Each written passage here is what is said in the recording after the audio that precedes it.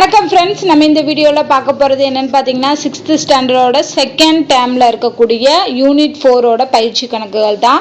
So நேற்று வீடியோவில் வந்து நம்ம முக்கோணங்கள் பற்றின டீட்டெயில்ஸ் வந்து பார்த்தோம். ஸோ அதை வச்சு நம்ம பயிற்சி கணக்குகள் பார்க்கலாம். எல்லாமே ஒன் வேர்ட்ஸாக தான் இருக்கும். ஸோ அதனால் நல்லா ஞாபகம் வச்சுக்கோங்க, எக்ஸாமுக்கு கண்டிப்பாக வரும். ஒவ்வொரு முக்கோணத்திலும் குறைந்தபட்சம் எத்தனை குறுங்கோணங்கள் இருக்கும்? ஸோ குறுங்கோணங்கள்னா 0 to 90 டிகிரி வரைக்கும் இருக்கும். ஸோ அப்படி பார்த்தோம் அப்படின்னா குறைந்தபட்சம் கண்டிப்பாக 2 இருக்கும். குறைந்தபட்சம் 2 குறுங்கோணங்கள் இருக்கும். அடுத்து, ஒரு முக்கோணத்தின் 3 பக்கங்களுமே வேற வேறையா இருந்துச்சுன்னா அதுக்கு பேரு அசமபக்க முக்கோணம். அசமபக்க முக்கோணம். அடுத்து, இரு சமபக்க முக்கோணத்துல டேஸ் கோணங்கள் சமம். 2 சமபக்க முக்கோணத்துல எத்தனை கோணங்கள் சமமா இருக்கும்னா 2. ஓகேவா? அதே இது வந்து சமபக்க முக்கோணத்துல 3 கோணங்களுமே சமமா இருக்கும். அடுத்து, ஒரு முக்கோணத்தின் 3 கோணங்களின் கூடுதல் 180 டிகிரி.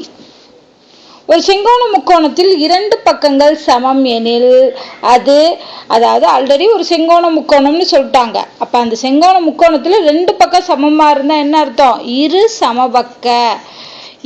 சமபக்க செங்கோண முக்கோணம் அப்படின்னு வரும். ஓகேவா? ஸோ இரு சமபக்க செங்கோண முக்கோணம், அதுதான் கரெக்டான ஆன்சர். செங்கோண முக்கோணம். அடுத்து, பொறுத்துக. ஸோ ஃபஸ்ட்டு பாருங்கள், அனைத்து பக்கங்களுமே வேற வேறையா இருந்துச்சுன்னா அது அசமபக்க முக்கோணம். ஏதேனும் ஒரு கோணம் செங்கோணமாக இருந்துச்சுன்னா கண்டிப்பாக அது ரைட் ஆங்கிள் ட்ரையாங்கிள் செங்கோண முக்கோணமாக இருக்கும். ஏதேனும் ஒரு கோணம் விரிகோணமாக இருந்துச்சுன்னா அது விரிகோண முக்கோணம்.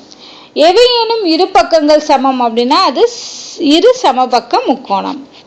3 பக்கங்களும் சமம்னா அது சமபக்க முக்கோணம். அடுத்து, முக்கோணம் கொடுத்துருக்காங்க, இதுக்கு பெயரிட சொல்லியிருக்காங்க. 3 பக்கங்கள் ஃபர்ஸ்ட் எது பக்கங்களா வரும்? ஏபி பக்கங்களை வந்து நம்ம மேல பார் போட்டு சொல்லணும். AB PC CA. ஸோ இது 3மே 3 பக்கங்கள். 3 கோணங்கள் வந்து கோணம்னா என்ன பண்ணணும்? இந்த மாதிரி எழுதணும், ஏபிசி. அடுத்து வந்து பிசிஏ. அடுத்து சிஏபி. இல்லைன்னா இதை சிங்கிளா எழுதணும்னா என்ன பண்ணணும்? கோணம் ஏ, கோணம் பி, கோணம் சி அப்படின்னு சொல்லி எழுதணும். இது 2ல எது எழுதினாலும் கரெக்டு தான். 3 முனைகள், முனைகள்னா இந்த பாயிண்ட். ஸோ ஏ பி சிங்கிறதா 3 முனைகள். 4வது கேள்வி, பக்கங்களின் அடிப்படையில் கொடுக்கப்பட்டுள்ள முக்கோணம் வந்து அசமபக்கம் அல்லது இரு சமபக்கம் அல்லது சமபக்க முக்கோணம் என வகைப்படுத்துக. ஃபர்ஸ்ட் பாருங்க, 3மே சேமா இருக்கு. அப்ப இது என்னது? சமபக்க முக்கோணம். இதுல பார்த்தோம்னா 3மே வெவ்வேறு பக்கங்களா இருக்கு. அப்ப இது என்னது? அசமபக்க முக்கோணம். இதுல பார்த்தோம்னா 2 சைடு வந்து ஈக்குவலா இருக்கு. அப்ப இது இரு சமபக்க முக்கோணம். இதுல எல்லாமே வேற வேறையா இருக்கு. ஸோ அசமபக்க முக்கோணம்.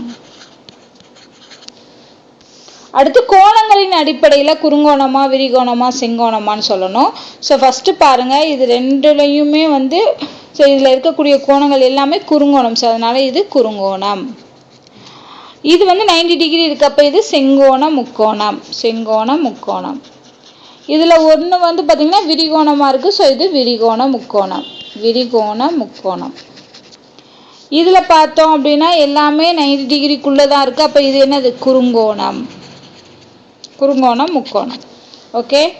அடுத்து, முக்கோணத்தை பக்கங்களையும் வச்சு கோணங்களையும் வச்சு வகைப்படுத்த சொல்லியிருக்காங்க. 2லையுமே நம்ம சொல்லணும். ஃபர்ஸ்ட் பக்கத்தை வச்சு சொல்லும் போது 2 பக்கம் வந்து சமமா இருக்கு. அப்ப இரு சமபக்க அப்படின்னா 2 பக்கம் சேமா இருந்துச்சுன்னா கண்டிப்பா என்னவா இருக்கணும்? குறுங்கோணமா தான் இருக்கணும். ஸோ அப்ப இரு சமபக்க குறுங்கோண முக்கோணம். ஓகேவா? ஸோ அடுத்து இங்க பார்த்தோம்னா 3மே வேற. ஸோ அப்ப அசமபக்க வந்துடும். பக்கத்தை பொறுத்த அளவுக்கு. கோணத்தை பொறுத்த அளவுக்கு ஒரு செங்கோணம் இருக்கு. அப்ப அசமபக்க செங்கோண முக்கோணம். இங்க பாத்தீங்கன்னா 2 சேமா இருக்கு. அப்ப இரு சமபக்க அண்ட் இங்க என்ன இருக்கு? இதுல என்ன வரும்? விரிகோணம் இருக்கு. ஓகேவா? சோ இது வந்து விரிகோணத்துல வரும். அப்போ விரிகோண முக்கோணம். 4வது பார்த்தோம்னா 2ம் சேமா இருக்கு அண்ட் செங்கோணமா இருக்கு. அப்ப இரு சமபக்க செங்கோண முக்கோணம். இரு சமபக்க செங்கோண முக்கோணம்னு வரும். இதுல பாருங்க எல்லாமே ஈக்குவலா இருக்கு. அப்ப சமபக்க அப்படின்னு வந்துடும். அண்ட் இது வந்து குறுங்கோணம். ஓகேவா? ஸோ அப்ப சமபக்க குறுங்கோண முக்கோணம்னு வரணும். இதுல எல்லாமே வேறையா இருக்கு. ஸோ அசமபக்கன்னு சொல்லிடலாம். அசமபக்க அண்ட் இதில் வந்து ஒன்று விரிகோணமாக வருது. ஸோ அப்போ அசமபக்க விரிகோண முக்கோணம். ஓகே, ஸோ இந்த மாதிரி தான் பக்கத்தையும் கோணத்தையும் வச்சு நம்ம வகைப்படுத்தலாம். அடுத்து பின்வரும் பக்க அளவுகளை கொண்டு முக்கோணம் அமைக்க இயலுமா? அப்படி அமைக்க இயலுமா அந்த முக்கோணத்தோட வகையை கண்டுபிடிக்க சொல்லியிருக்காங்க. ஸோ எப்படி கண்டுபிடிக்கணும்னா ஃபஸ்ட்டு பெருசாக இருக்கக்கூடிய பக்கத்தை எடுத்துக்கணும். மிச்சம் இருக்கக்கூடிய 2 பக்கத்தை ஆட் பண்ணோம்னா இந்த 3வது பக்கத்தை விட அதிகமாக வந்துச்சுன்னா கண்டிப்பாக அது முக்கோணத்தை அமைக்கும். ஸோ இது பார்த்தீங்கன்னா வரும். அப்போ இது முக்கோணத்தை அமைக்கும். அதே மாதிரி இதில் 3மே வேறு அளவாக இருக்கிறதுனால அசமபக்க முக்கோணம். அடுத்து 2வது பாருங்கள், பெருசை விட்டுருங்க, மிச்சம் 2ஐயும் ஆட் பண்ணுங்கள், கண்டிப்பாக 10 விட அதிகமாக வரும். அப்போ இதுவுமே அமைக்கும். இங்கேயுமே என்ன இருக்குது, 3மே வேறு வேறையாக இருக்குது. ஸோ அப்போ அசமபக்க முக்கோணம். 3ல் பார்த்தோன்னா பெரிய அளவு வந்து 6.2, இதை 2ஐயும் கூட்டுங்க 4.8 தான் வருது. இதை விட கம்மியாக இருக்குது. அப்போ இது முக்கோணத்தை அமைக்காது. முக்கோணத்தை அமைக்காதுன்னா நம்மளால் வகை சொல்ல முடியாது. அடுத்து இங்கே பார்த்தோன்னா பிக்கஸ்ட் வேல்யூ வந்து 6, 6ஐயும் 4ஐயும் ஆட் பண்ணோம்னா 10. ஸோ 6ஐ விட பெருசாக வருது. அப்போ கண்டிப்பாக அமைக்கும். அண்ட் இது வந்து 2 பக்கம் ஈக்குவலாக இருக்கிறதுனால இரு சமபக்க முக்கோணம்.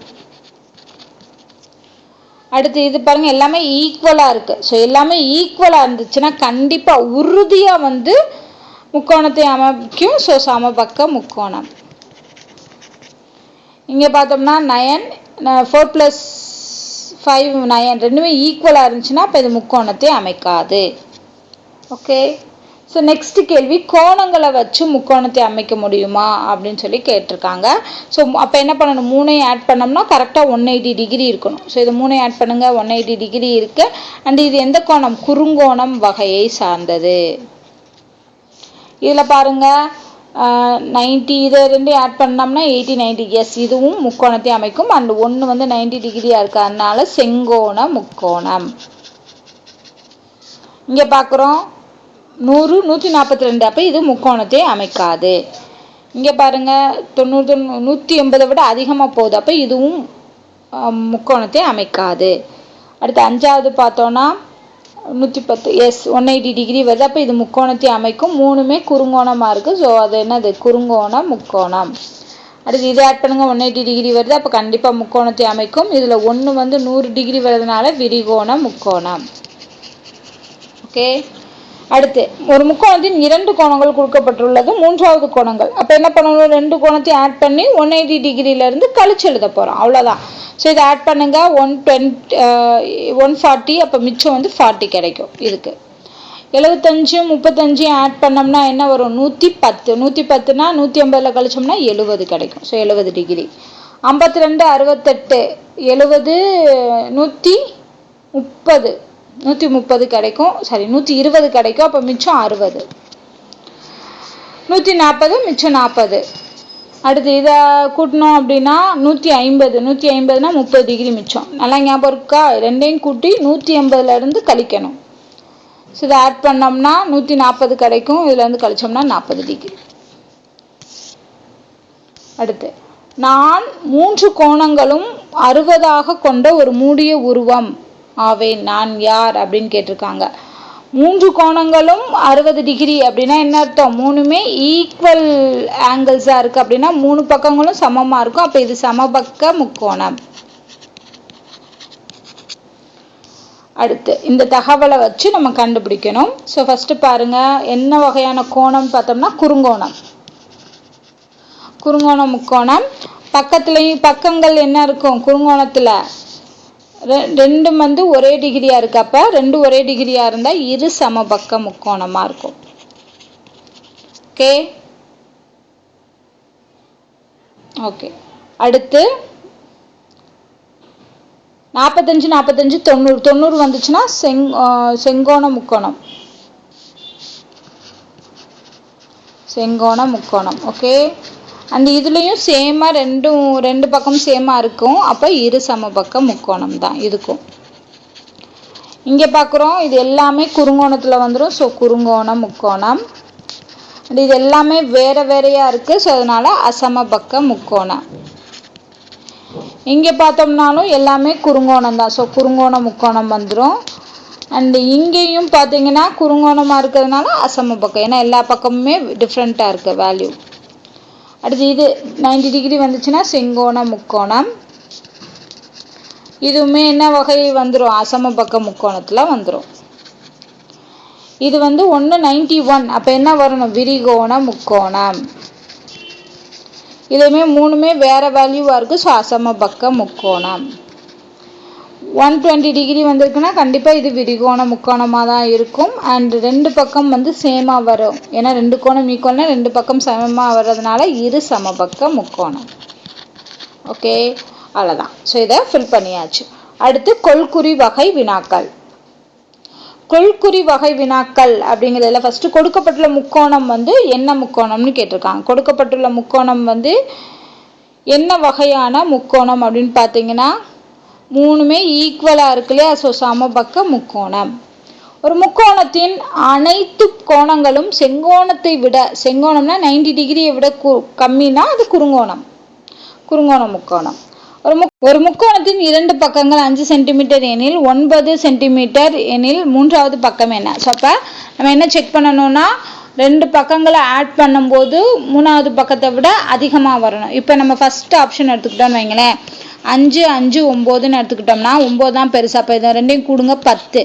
10னா 9 விட பெருசாக வருது. அப்போ இந்த ஆப்ஷன் வரலாம். அடுத்து இது 3 இருந்துச்சுன்னா 5 3 8, இதை விட கம்மியாக வருது. அப்போ இது வராது. அப்போ 3 வராது. 4 பார்க்குறோம். 4 இங்கே போடும்போது 4 + 5 9, இது ரெண்டுமே ஈக்குவலாக வருது. அப்போ அந்த ஆப்ஷனும் வர்றதுக்கு சான்ஸ் இல்லை. அடுத்து 14 5 9 போடும்போது 14 தான் பெருசு.